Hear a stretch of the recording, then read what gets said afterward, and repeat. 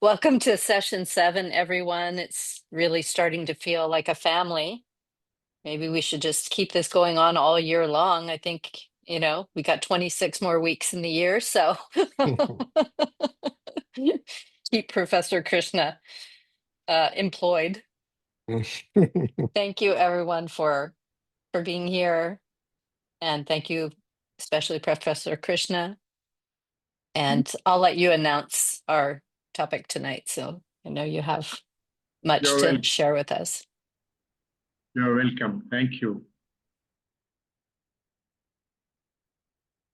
So we're going to discuss Krishnamurti's vision of education, because the next 5 chapters from 30 to 34 or 35 deal with education in different aspects.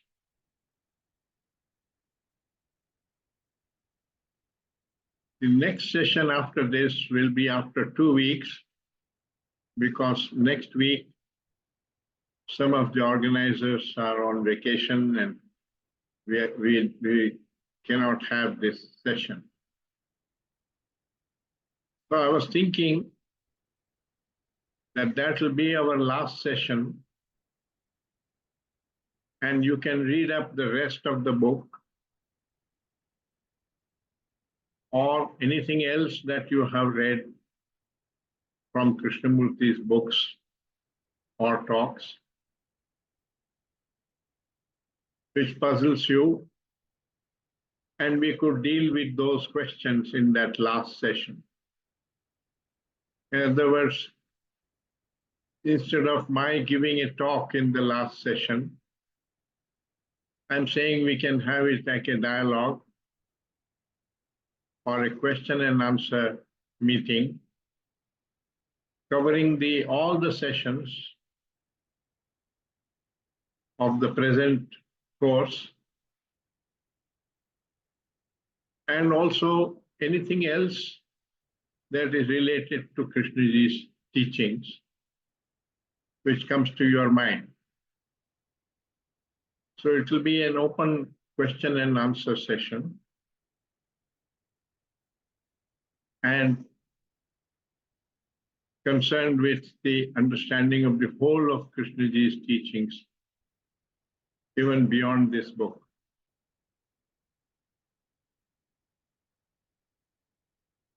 That means that would be for India on the 25th,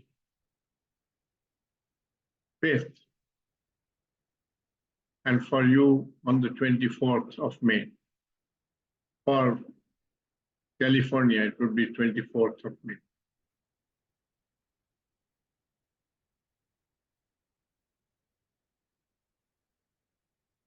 And that will be our last session on 24th of May in this course.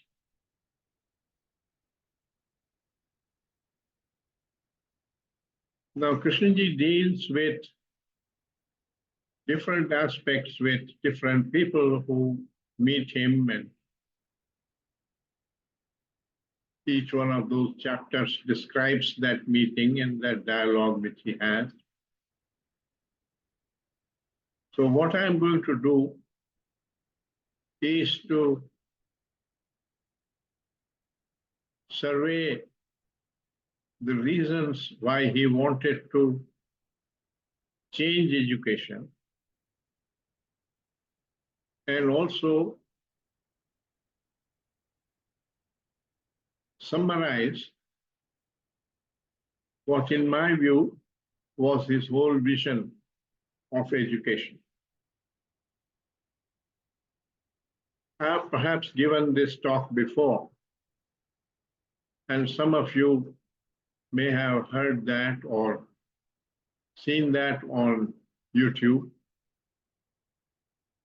But I would suggest that we approach the issue afresh, which is somewhat difficult to do, but which is what the teachings require us to do, is to approach every question, every issue afresh, and not on the basis of past memories or knowledge. bit difficult for educated people like us because we have been trained into intellectual analysis as a method of arriving on the truth. And Krishnaji has pointed out the limitations of the intellect. So in order to approach it not through the intellect, but through awareness, it is important to approach it afresh.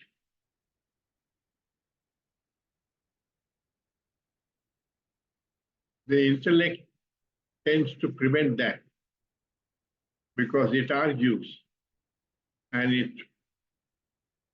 questions every suggestion before it has even listened to what is being said, listened in that deep sense that Krishnamurti pointed out was important to do, which included seeing, perception, insight, not with the idea of achieving an end, but merely out of the curiosity to discover the truth, being aware that we are not deeply in contact with the truth, but with images and opinions of various peoples about which we have read. That's a difficulty we have to overcome throughout his teachings, throughout our life too, because that is what Krishnaji meant by learning, to discern through perception, through seeing what is true and what is false. Only that kind of seeing ends the false and brings about a transformation of consciousness. The intellectual understanding may transform our opinions, but opinions are superficial things. They are not truths. One's own opinion or that of anybody else, including the guru or sages and so on, none of that gives you insight. And therefore, to be aware of that limitation of the intellect so that it does not interfere too much in our inquiry. That's a tough demand, especially for educated people, because we are habituated to use the intellect.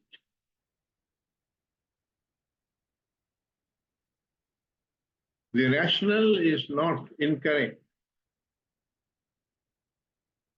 but it is only a description of the truth. It is not the perception of the truth. And it can't take us to the perception. And this quest for truth is not at the level of ideation, but in order to go beyond it to the level of perception. Perception involves all the senses, including the mind, but not exclusively only the mind.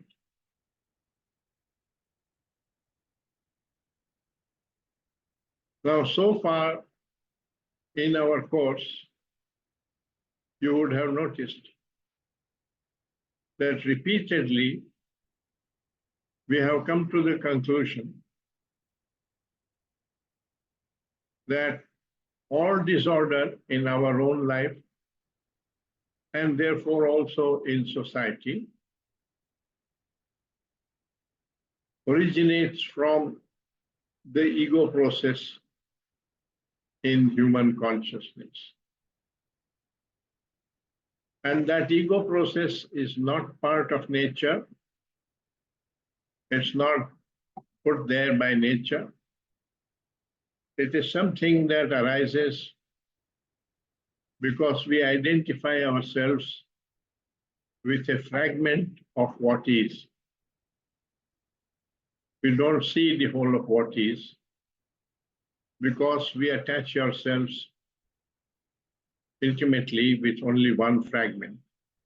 That fragment may be your country, it may be your language, it may be the ideology with which you grew up, it may be your body, it may be your conditioning, it may be your family, your culture, and so on.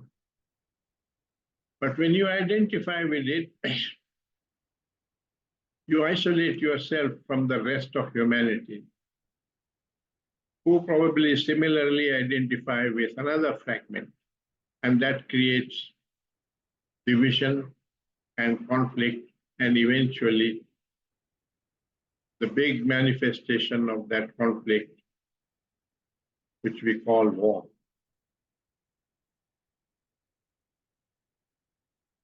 Humanity has been dealing with these wars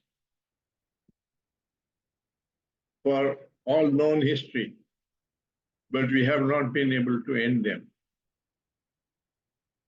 Because the warfare doesn't begin on the ground. The warfare begins in the psyche.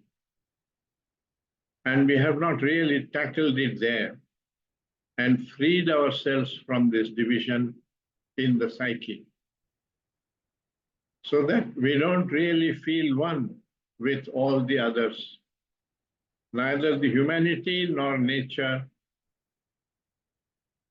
nor the other species, and so on.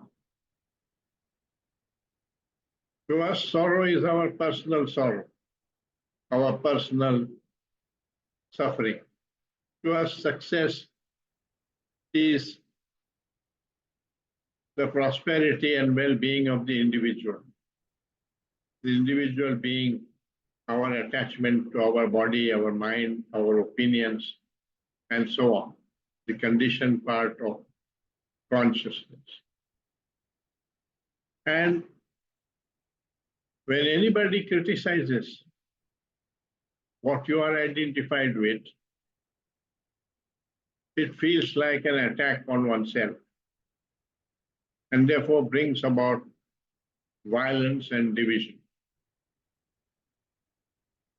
So his teaching says we have to find out whether it's possible not to identify with any fragment, not with one part of humanity called Christians or Hindus or Muslims and so on, not to identify. You, of course, can notice the differences between them and so on, but you don't have to belong to one of them, or the ideologies like capitalism, socialism, communism, and so on, because all these have created division, divided man from man, brought in hatred, and destroyed love and compassion. We are facing that right now. India is on the verge of war with Pakistan. Today's news says that there has been a ceasefire, but it's already breaking down because the ceasefire is only an external decision. The real warfare is between the two nations or the two communities.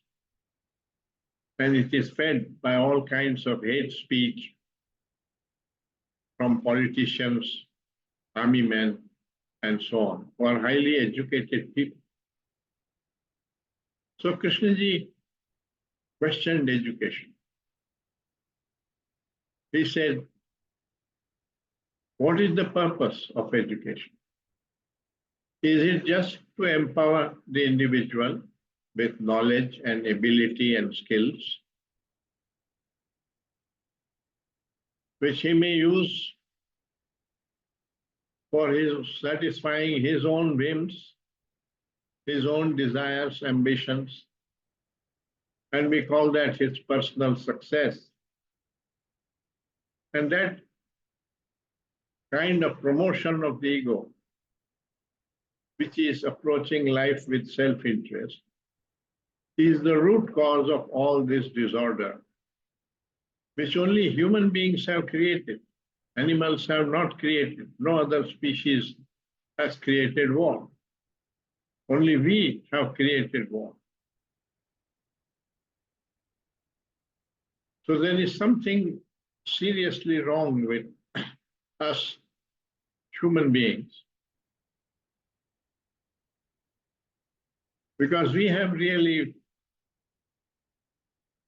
been the greatest parasites on earth. This is not an emotional statement. This is a scientific statement, a rational statement. If you examine history as well as your present days, what is going on, you will find that we have destroyed nature like no other species has destroyed. And also, we have been more cruel than any other species. We may think the tiger is cruel, but no other species compares with man in cruelty. They have not created a Hitler or a Mussolini or a Putin. We have any number. So he felt that education needs to address this question.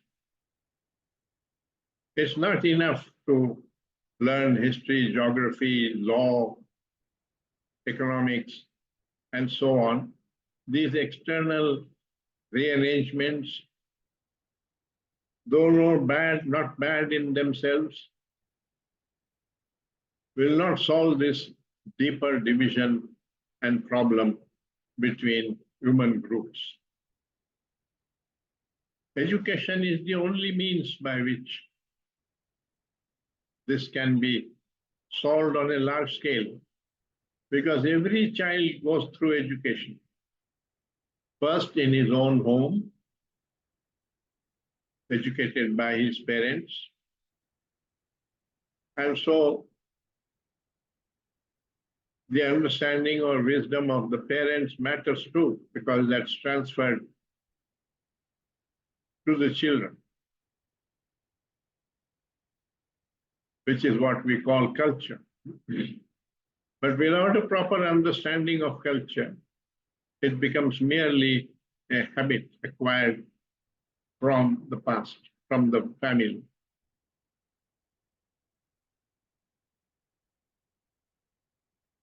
So he talked about the awakening of intelligence, that education must awaken the intelligence of the child.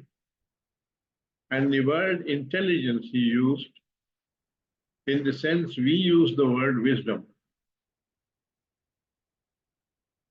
because he did not regard the intelligence that we talk about in academics as real intelligence. He said there is no intelligence without compassion. And compassion is not something, not pity, not something that thought creates. It is something that nature has put into human consciousness. The capacity for compassion, which is to feel the pain of another, or the joy of another, to share that for no reason, when it has no purpose other than friendship, then it is love.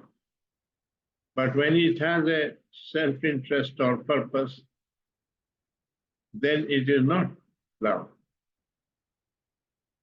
So this process of creating the ego and approaching life with self-interest destroys all the sensitivity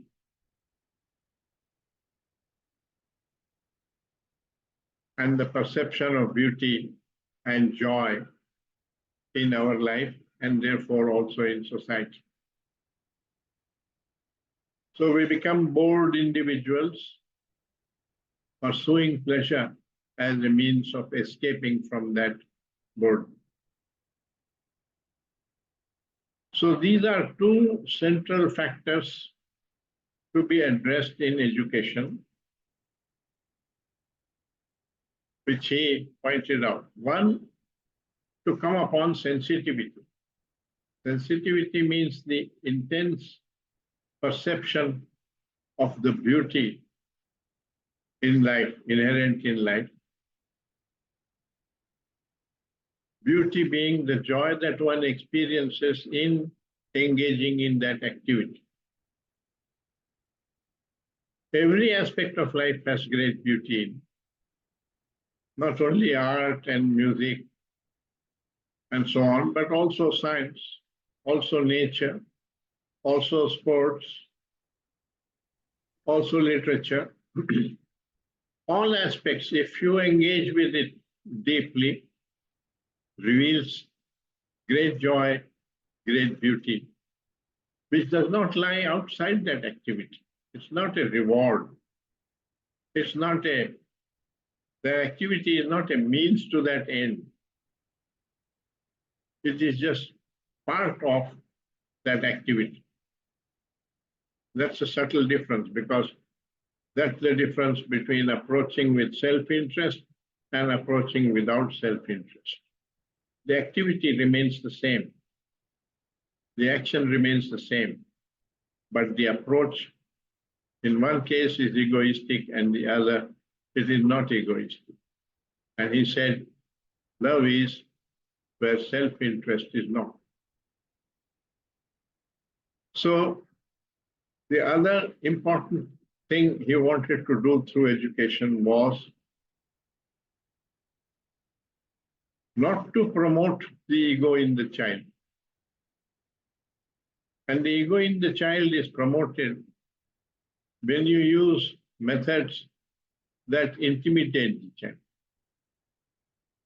that make him feel insecure because you are caught up with reward and punishment. You're pressurizing him to go in a particular direction. So he feels insecure. He feels scared of you and of society. And therefore, the ego develops as a self-defense mechanism in the child. The child is you and me also. You will notice that we become egoistic also when our life is threatened. So fear is one of the most destructive emotions. Not only the physical fear as the instinct which nature has given us, which is part of body protection, but also the psychological fears of what people will say, how I will face the future, and so on. Those psychological fears are either not there or minimal among the animals, but in human beings, they dominate us. And that fear causes a breakdown of friendship, breakdown of trust. It brings in suspicion. It creates division.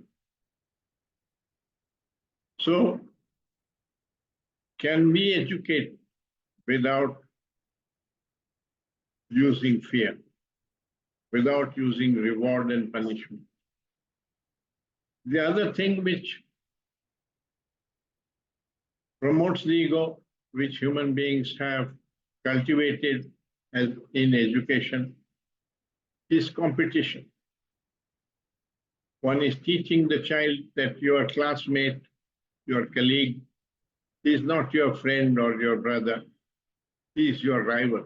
You have to outdo him, do better than him. As if whole of humanity is in a race, and we have to win that race individually. It's a false notion.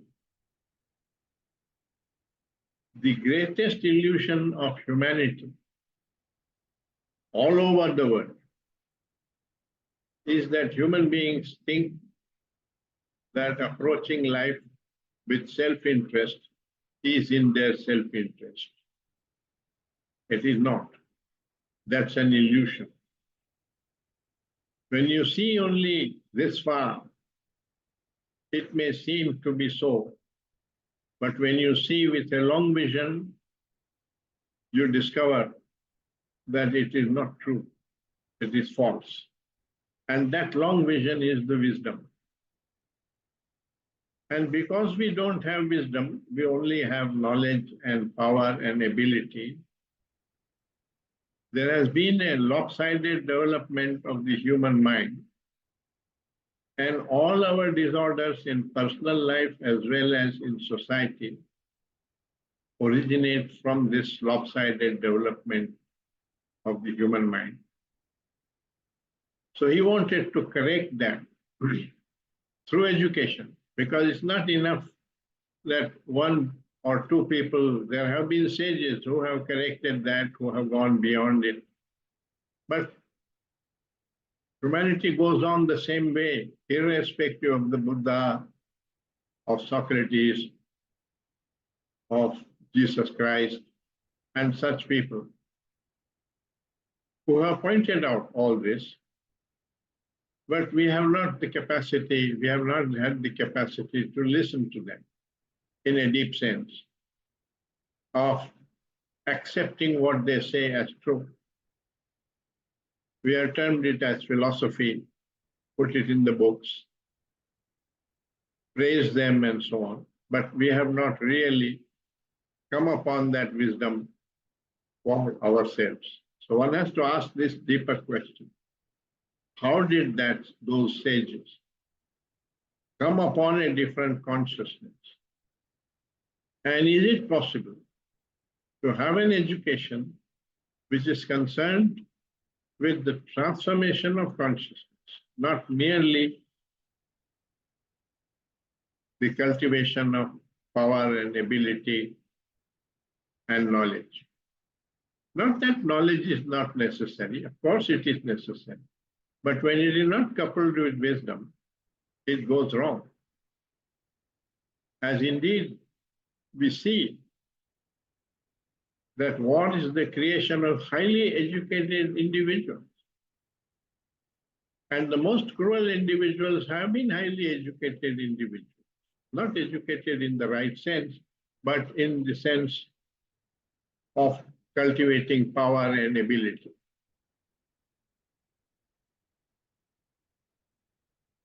So the question arises, what is there in present-day education, the way it is being conducted throughout the world, to prevent barbarity? Because the difference between the sage and the terrorist is not one of power. The difference between them is that the sage has love and compassion and non-violence and wisdom, whereas the terrorist does not. We have these two concepts, the devil and God. They are concepts, they are not real. But the difference between them is not one of power. God is infinitely powerful, and so is the devil.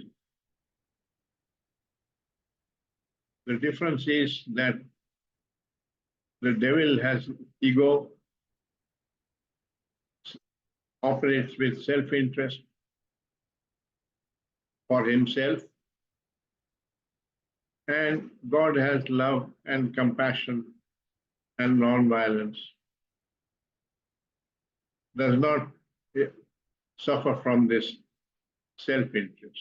So is our education producing little Hitlers, or is it producing little Christs? or little Socrates. That is the question for education.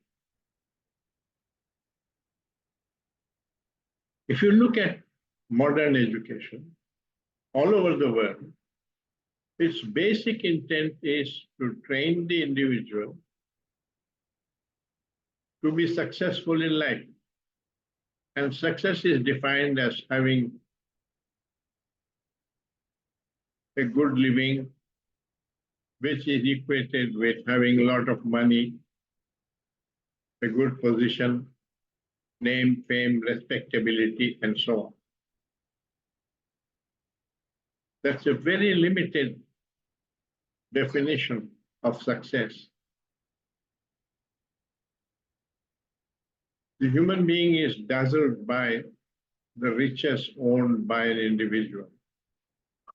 But that's a false image. You don't know how that man sleeps, how his health is, whether he lives with worry and conflict, desire and frustration, or he is really creative and joyous and happy in his life. So what is our definition of success? Is itself a very narrow definition of success. It is merely concerned with physical well-being, which money can buy. Though I doubt that even physical well-being, because if you look at the rich people, they are not necessarily physically more healthy, more agile, more energetic than the poor. So the wealth also spoils you, because we are corruptible. We are pursuing pleasure. And so long as this pursuit of pleasure is there, it leads to addictions. It leads to attachment, dependence on particular pleasure for feeling happy, what we call habits. We object only to certain pernicious habits like alcoholism or drugs. But all habit is something that is thoughtless without full awareness. So can we point out all this in education to the child? Help him to come upon sensitivity, which is the perception of beauty, to do things for the love of it and not for the gain or the profit or the reward. So not promote reward and punishment, not promote rivalry and competition, but cooperation, affection, friendship for no reason. Cooperation not when you have a common mission, but cooperation because you are human, working together. That kind of cooperation does not create division between groups. Those groups are simply functional groups which have come together to run a school or to run a hospital and so on. You do have to work together with other people. But is it possible to do that when the mind creates division? So unless this issue is psychological issue is addressed right from childhood, and we do not promote the ego, what you're doing is you're promoting the ego right now in education, and then complaining that the individual has become egoistic and must act out of love. But we have not cared. So our education is destroying really the human being, not really concerned with his welfare. but using him for economic development in society. And we have given tremendous importance to that economic development. So education has become like a factory in which the child comes in at the age of 6 or maybe even younger, is treated as a raw material to be fashioned for 15 years or 20 years. And out comes an engineer, a doctor, an artist, a philosopher, who do the work we want done in society. So we are exploiting our own children, our own students, to do what we want done in society. That's the model. It is not that you love that child. You don't care whether he is happy or not, whether he is bored in the performance of his work. You're only concerned with the outcome of his efforts. And that is a heartless way of relating with the child. So can we bring in the heart in education? Be a friend to the child so that he doesn't feel threatened, so that he feels protected by you as the teacher or as the father.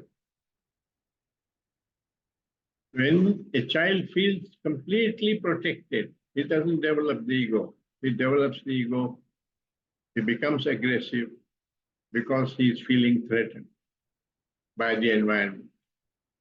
So can education be a joyous experience for the child and not something that he has to go through in order to achieve what we consider to be success?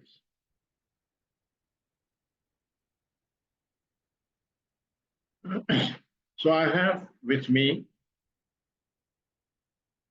a PowerPoint, which I have probably shown earlier because I have given this talk before. But if you can approach it afresh, dwell on those questions which this PowerPoint raises, without bringing in the past memories, that would be a test of our understanding of what Kay has talked about. That what matters is not the accumulation of knowledge, but the perception of truth in what you hear. And that you don't have to collect that truth as a conclusion and put it in your memory. The very ability to perceive the truth is wisdom. And that is same as a religious mind, as a learning mind. So he said the religious mind is a learning mind. This learning, which is self-knowledge or perception of what is true and what is false, so that the false ends, and that transforms consciousness, brings in wisdom.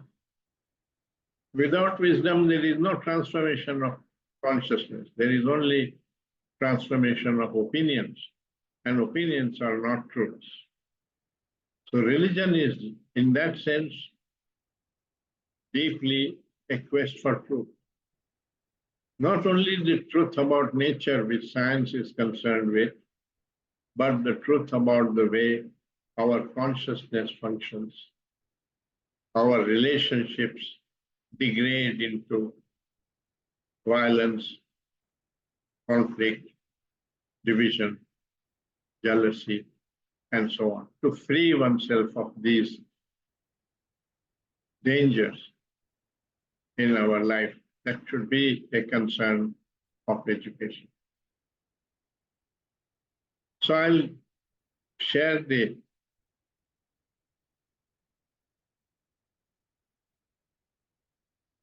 PowerPoint with you, raising these questions.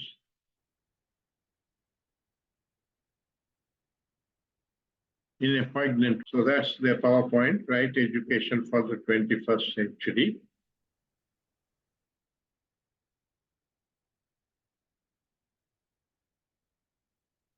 The role of education. It says the problem is not due to a lack of education, but the kind of education we are imparting.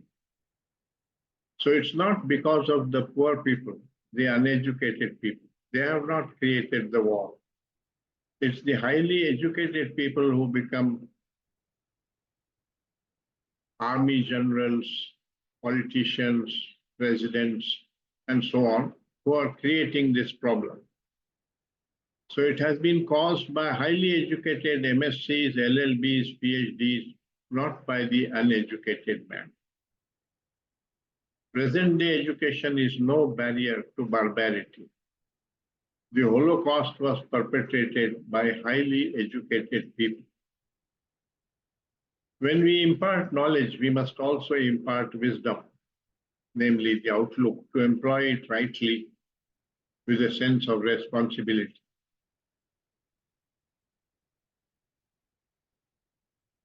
This point was poignantly brought out in a letter written by a survivor of the Holocaust to the teacher of his child. He said, "Dear teacher, I am a survivor of a concentration camp. My eyes saw what no man should witness. Gas chambers built by learned engineers. Children poisoned by educated physicians. Infants killed by trained nurses. Women and children shot and burned by high school and college graduates. So I am suspicious of education. My request is that teachers help students become human. Your efforts must never produce learned monsters, skilled psychopaths, educated icons. Reading, writing, arithmetic are important only if they serve to make our children more human."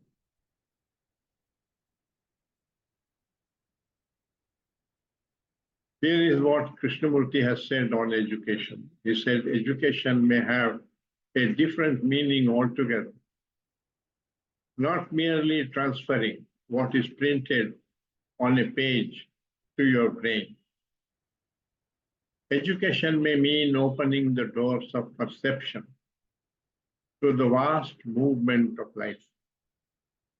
It may mean learning how to live happily, freely, not in hate and confusion, but in beatitude. Modern education is blinding us. We learn to fight each other. Right education is surely letting the mind free from its conditioning. Perhaps then there can be love, which in its action will bring about true relationship between man and man.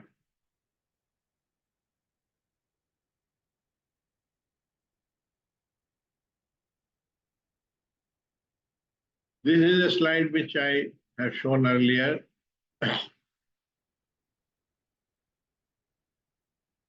I'm a scientist, so I like to make equations.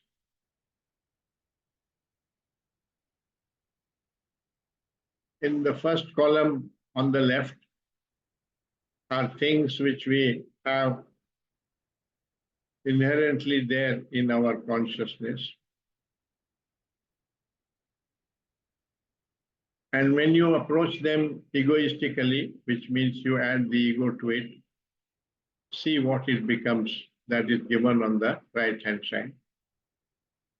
So love becomes attachment and possessiveness.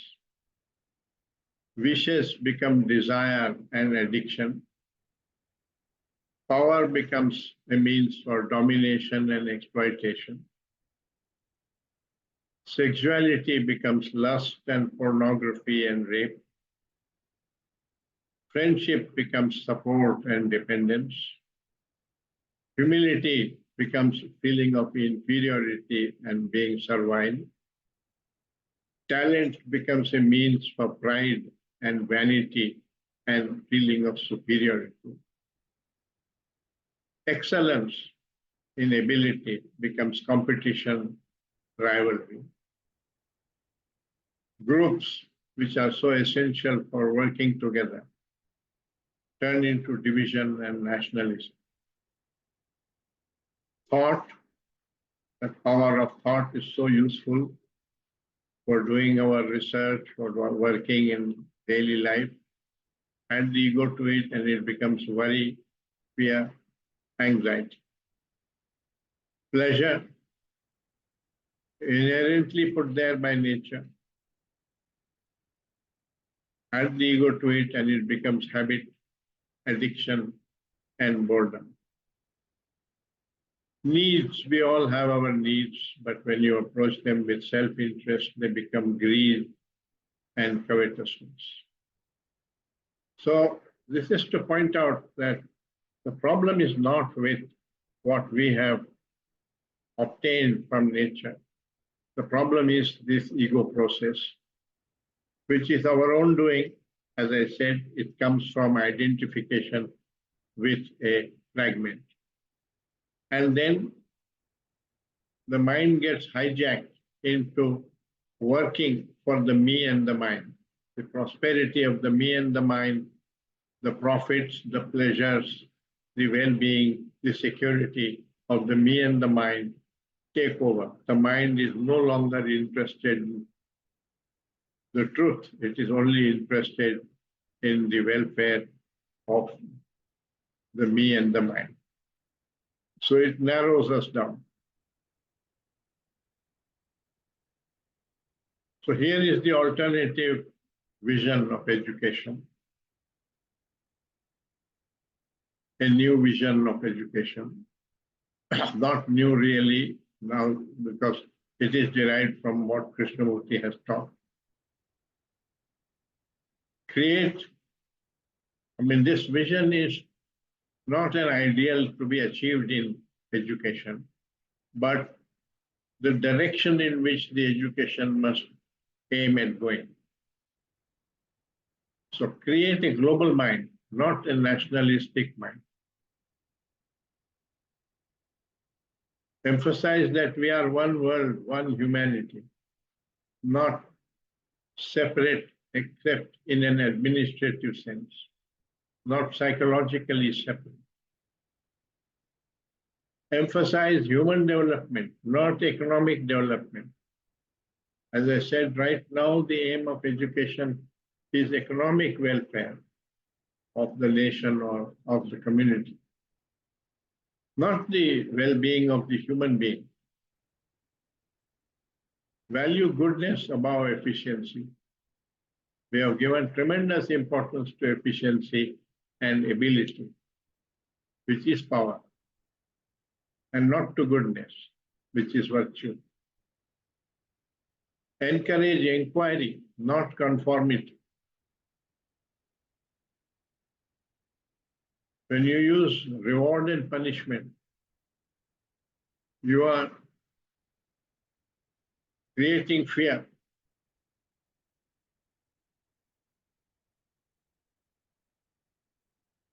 You want the child to conform to what you think is an ideal. So you don't respect dissent. You prevent inquiry. You want obedience and conformity. That damages the child's mind. Though we think in education that we are doing what is good for him. Cultivate cooperation and not competition. At present, we cooperate when we have common self-interest. But the self-interest of one group differs from the self-interest of another group.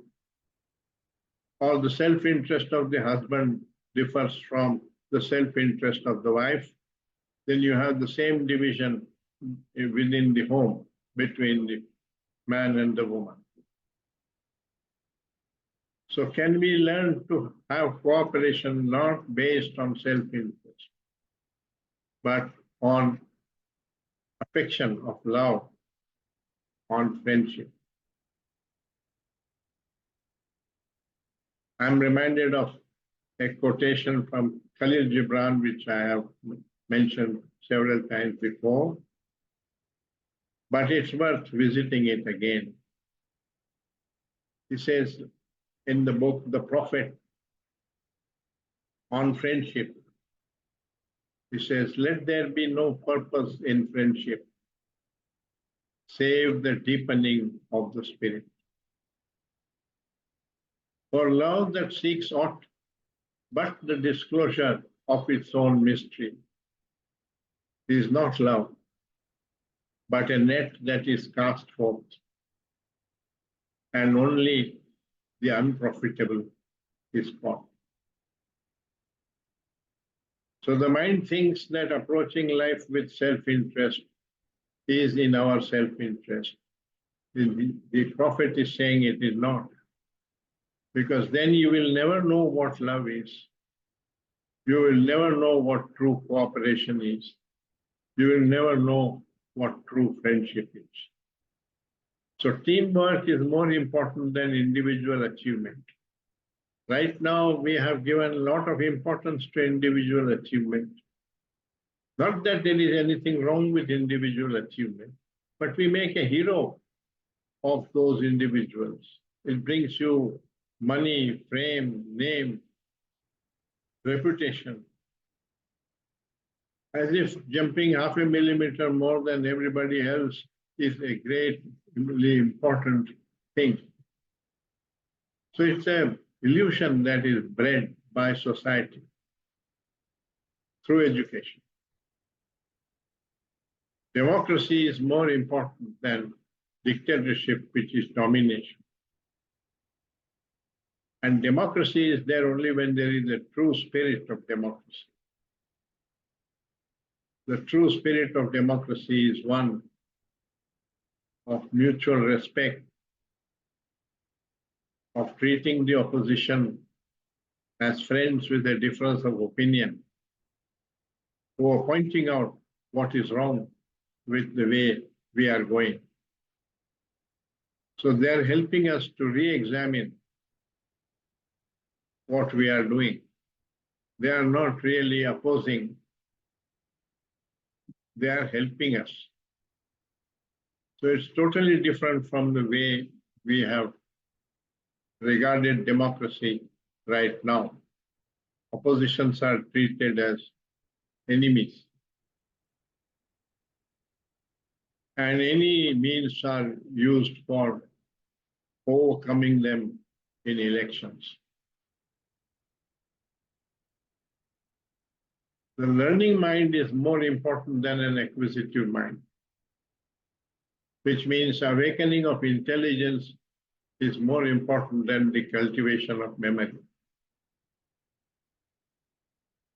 The awakening of intelligence is the possibility of perceiving what is true and what is false.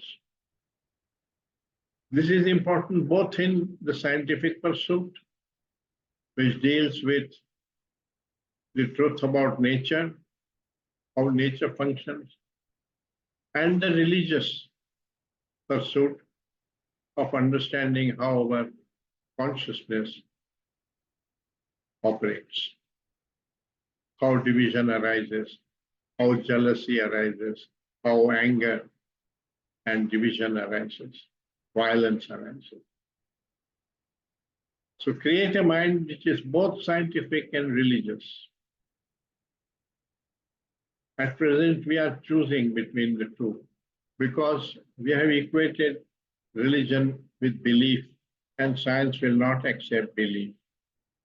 But religion is really not belief. Religion is this inquiry into the truth about how our consciousness functions. And both the external world and the inner world of our consciousness are realities. They exist. And it is equally important to understand both of them. The scientific, because then that is required for your functioning in daily life, and the religious, because it is required for avoiding all the corruption that arises from the ego. So understanding the world and understanding ourselves, both are important. That means a person who is rational and at the same time compassionate, has respect for our life, is a friend of nature, not looking at nature as a resource for economic development, not feeling that you are masters of nature. All the ecological catastrophes created by man, what which we are reading every day in our magazines and newspapers, have been brought about by this mistake of treating ourselves as masters of nature and treating nature as a resource for economic development. To value knowledge, but to be aware of the limitations of knowledge.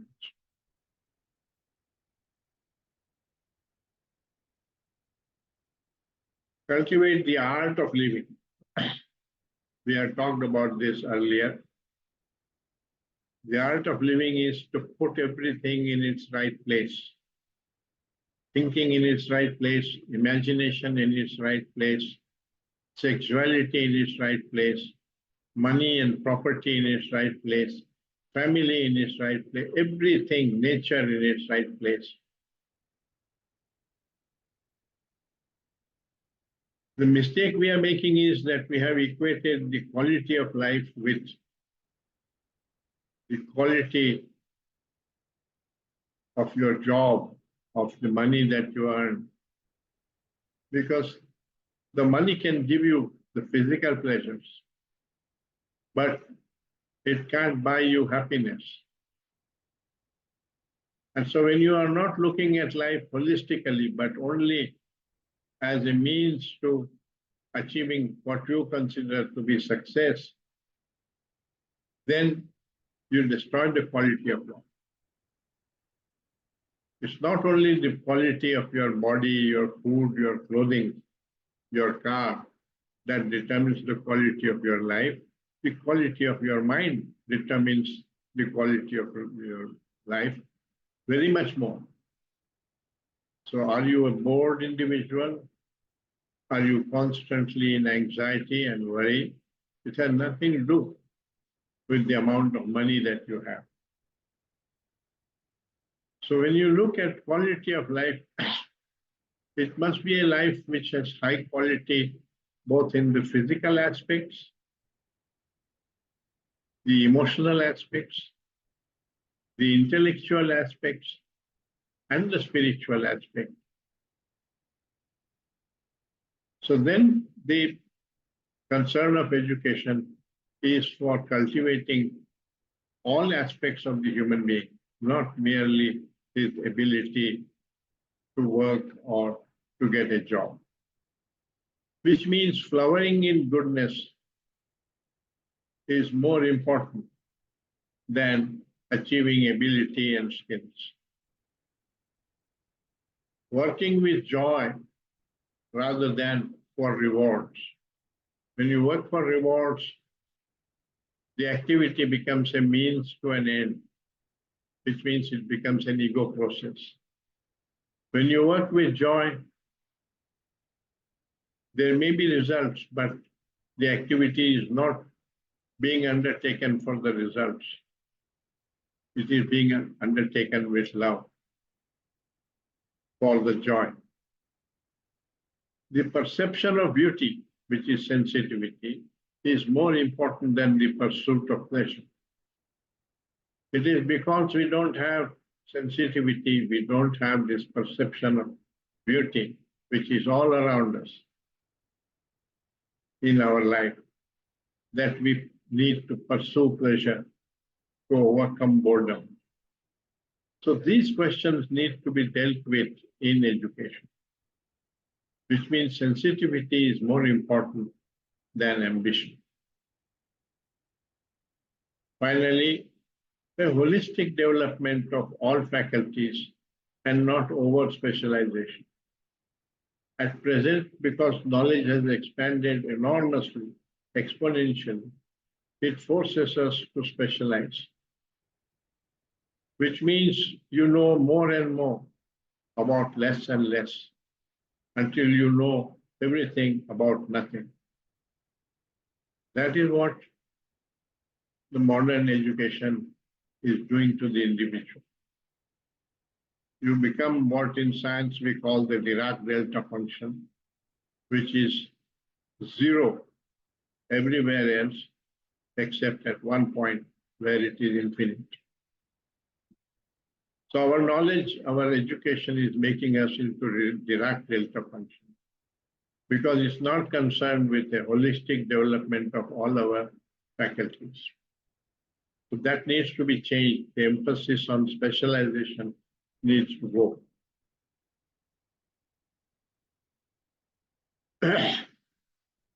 Now, this is the vision with which Krishnamurti started the following schools, which are 8 schools run by the Krishnamurti Foundations.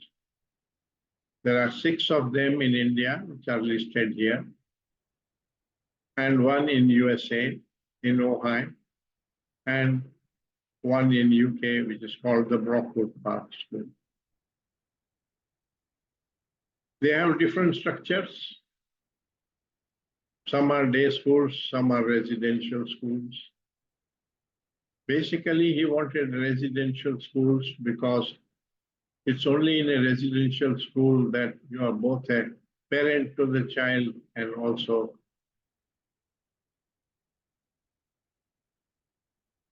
the mentor.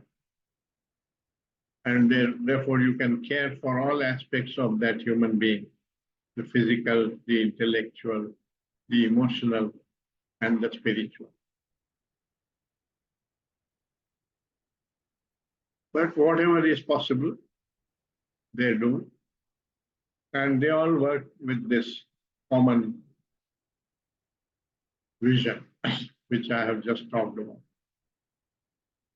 I'm not claiming that we have succeeded because there are various difficulties in creating the kind of school that Krishnamurti talked about. The greatest difficulty is our own conditioning. The fact that we have not grown up like this, we have grown up with reward and punishment, with competition, with these ideas of success as a material success, and so on. All that is part of our conditioning, and it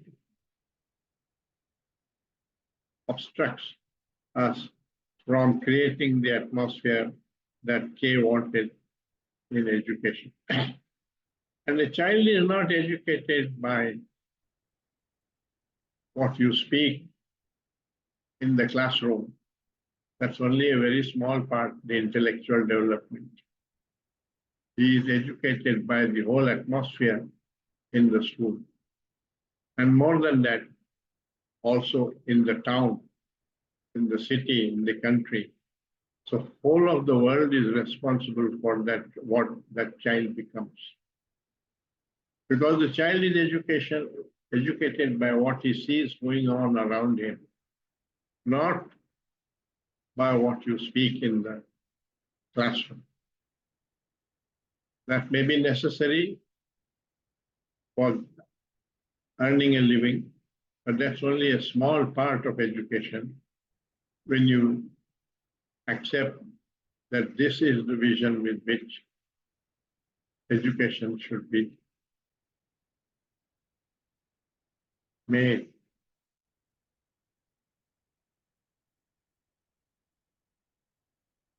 So I'll stop sharing and we can go on to discussion.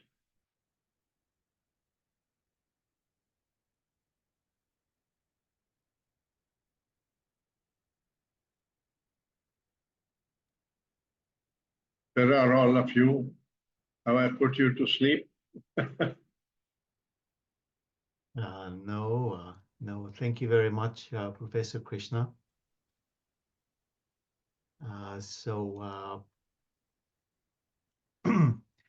So at the moment we didn't have any questions. From anyone other than Krasimir. So I'll read one from Krasimir. Please. Kay says that truth is at the level of perception, including all of our five senses. Is this the relative perception of undifferentiated consciousness based on the limitations of a typical human's perspective? Other living beings have very different ranges of perception than humans. Is their truth something different? Yes, we are talking about human consciousness, human beings. Animals certainly have very different perception, because you must have noticed that cats are able to see at night. We are not able to see at night without light, because their eyes are sensitive to the infrared, which our eyes are not. So those limitations, dogs are able to hear police whistles, which we are not able to hear because we have a limited range of audibility. So the difference, we don't know whether other species observe color or not, or whether they see black and white world. So those are differences in senses. They are part of nature. But we are talking about the human consciousness and human sensitivity and human senses with which we live.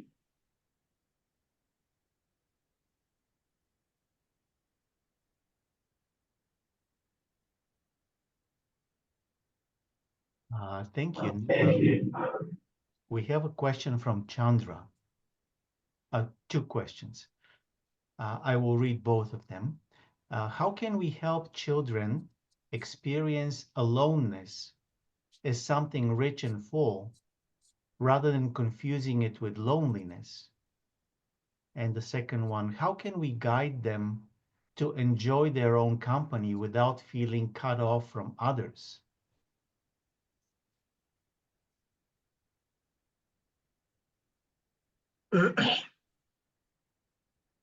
As I said, the child is being educated by the atmosphere in the school. So if most of us in the school are living that way,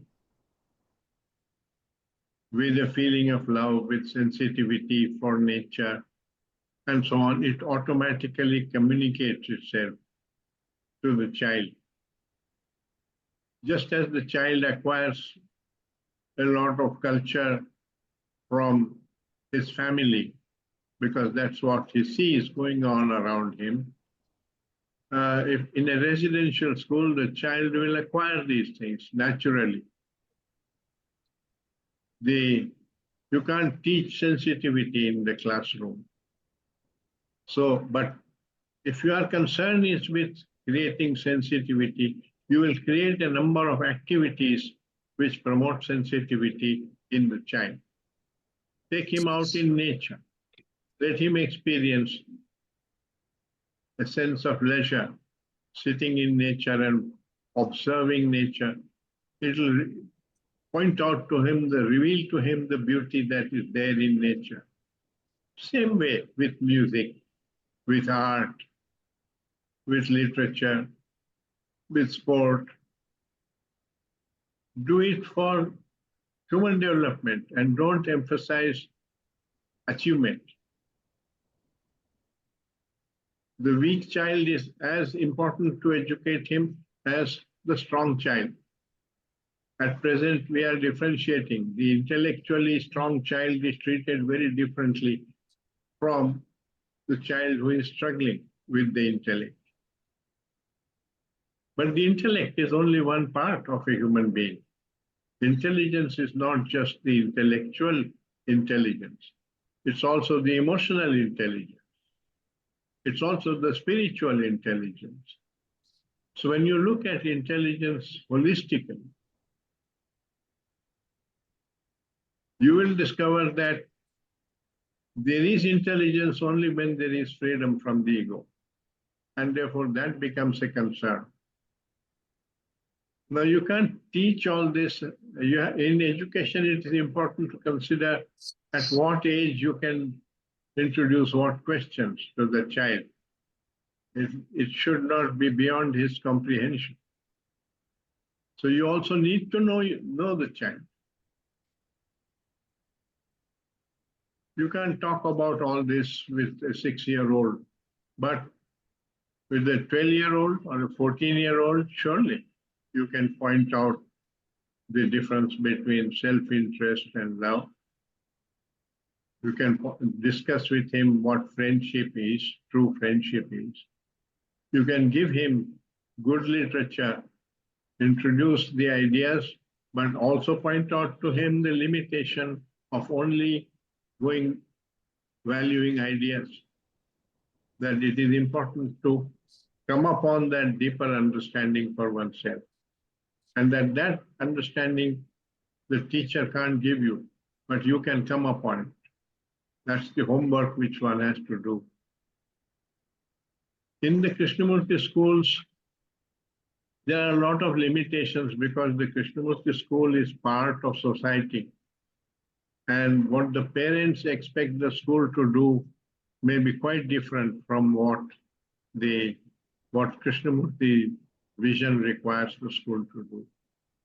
So there is this compromise all the time.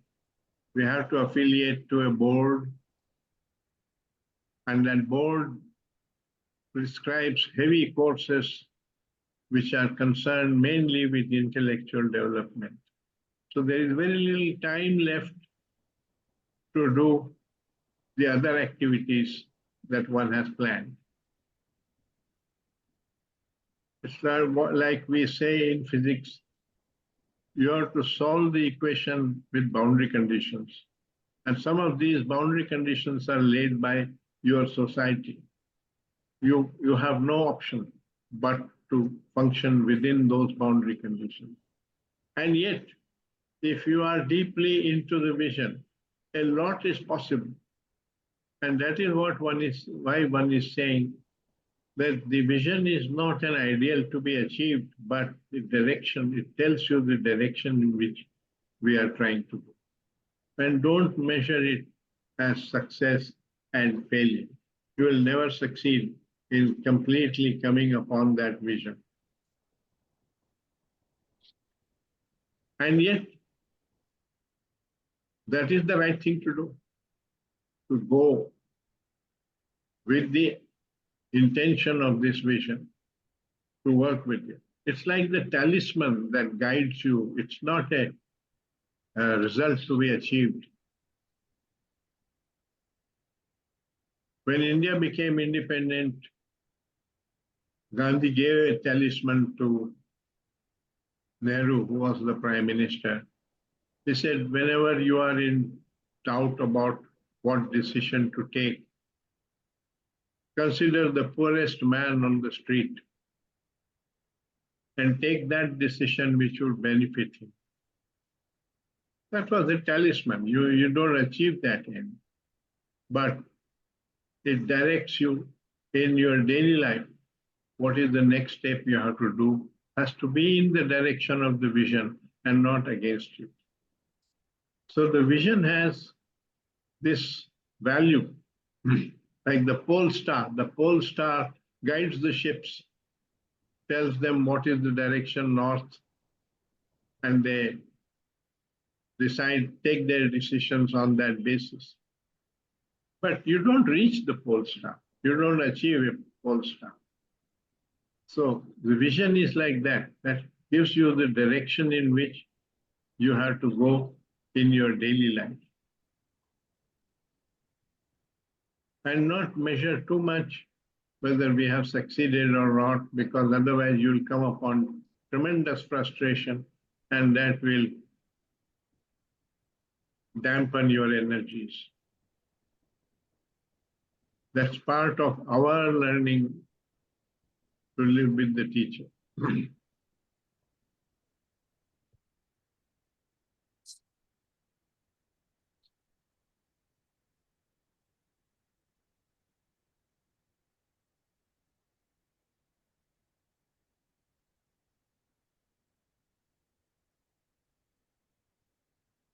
Now we have a question from Nina.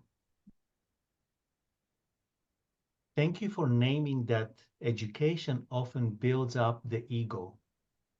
At our school, leadership is encouraging identity-based policies that seem to move away from the spirit of the teachings, placing emphasis on racial categories rather than meeting one another directly in relationship. When a few staff express concern, we are told we aren't thinking for ourselves, but blindly following Krishnamurti.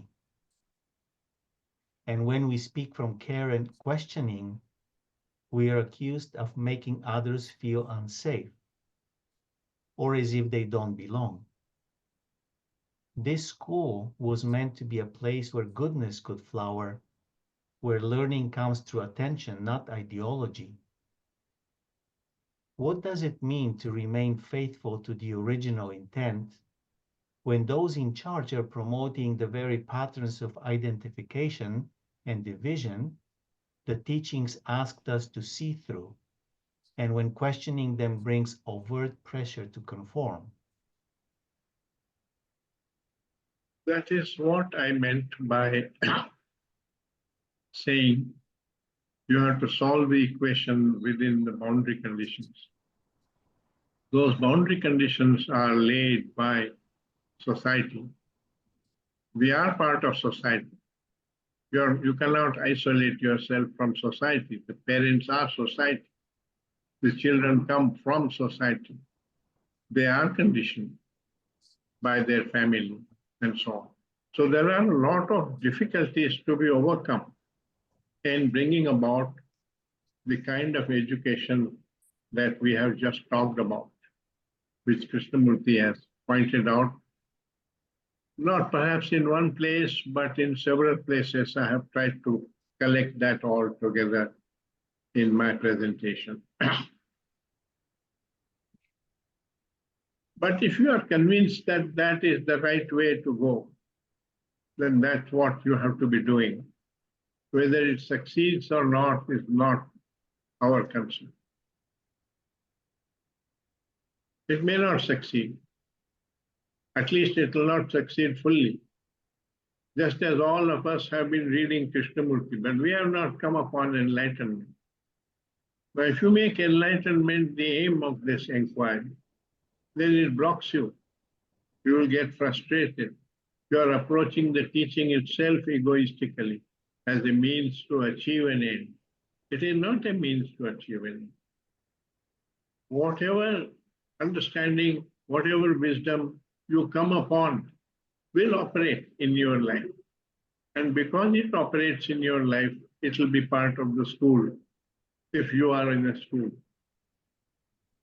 Which means educating the educator is more important than educating the student. The student is like a raw material. It can be easily influenced. But the teachers are not raw material. They come from society. They have strong conditionings from their family as well as their background. And to expect that they must accept this vision and work for it, their heart is not in it. Well, that's the boundary condition. Where are you going to get your teachers from? You will get them from society. But you have to solve this problem, not get frustrated about it. The adults also need to be educated. We all need to be educated because we have not been educated this way, and we must educate ourselves. So can we, as a teacher body, not become a perfect body, but accept that we need to learn also, not only the child. And in this learning, we are not very different from the child. We have fear, child has fear. We have desires, child has desires. We have divisions, ego, child has ego, division, so on. So we learn together with the child. And when anything happens in the school, it's an opportunity to learn. If one student beats up another, it's an opportunity to discuss with them about how this violence arises. So the difference between a Krishnamurti school and a normal school is that in the normal school, they regard this violence as a distraction, to be suppressed, to be avoided. So they call the parents, they scold the child, they suppress it. In a Krishnamurti school, you regard that as an opportunity to educate the child about violence, how it arises, how this division arises between him and his friend. Not that he will understand them. Even when you teach physics or mathematics, all the children don't understand everything that you do in the classroom. They work at home afterwards, do their homework, and learn for themselves. It's the same here. You plant this question in their mind. You have no control over what he will do with that question. But it's your responsibility, your duty as a teacher, to plant these questions in the mind of the child. And if you do that with anger and with fear and all that, you are undoing. You are damaging him psychologically in order to achieve certain results. So don't do that. Do it with love, with care, not giving emphasis on achievement and praising him only when he achieves it and looking down on him when he does not achieve it. No. Have compassion, have feeling. The boy who fails, who is not able to achieve, needs more attention than the one who does succeed. But if you differentiate like that, and because you are minding, you yourself are conditioned to admire ability, that's a mistake. That ability is a very small thing in one particular direction. There may be a child who has no ability in either sports or art or music, but he may be a jolly good fellow. Who are you to decide what he should be? So have the humility and the love to deal with these questions. Otherwise, you will create insecurity in the atmosphere for the child. The school becomes a hostile place for the child. He doesn't want to come there. He is forced to come there.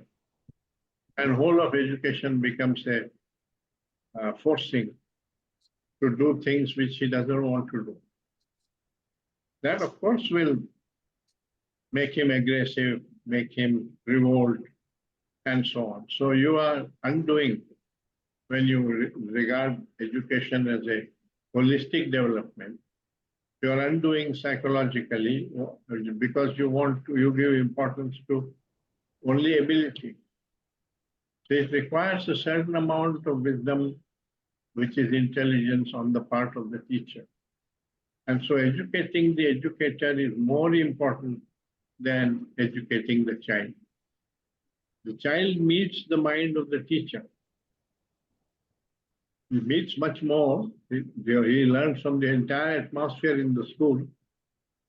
But in the classroom, he is meeting the mind of the teacher, not the mind of Krishnamurti or any one of us. So it's important to train that mind. And those are also the difficulties of creating a Krishnamurti school. We ourselves are that difficulty because we are conditioned.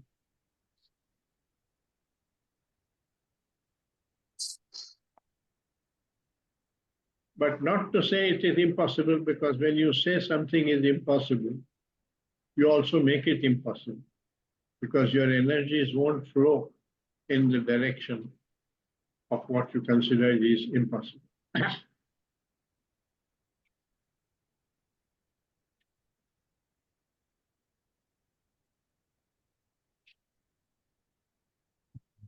Thank you, Professor, for a great evening and morning.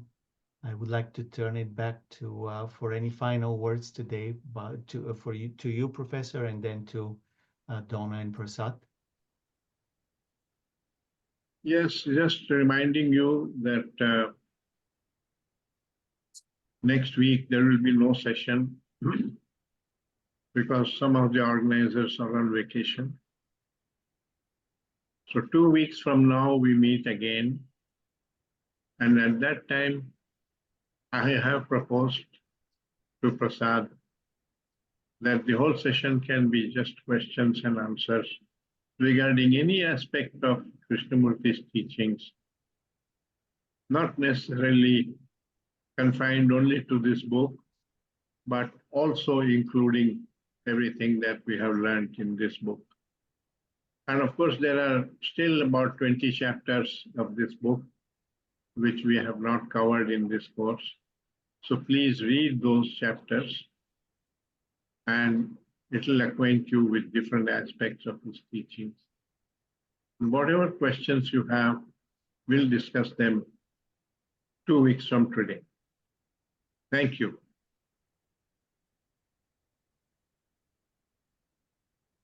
Thank you very much, Professor Krishnamurti.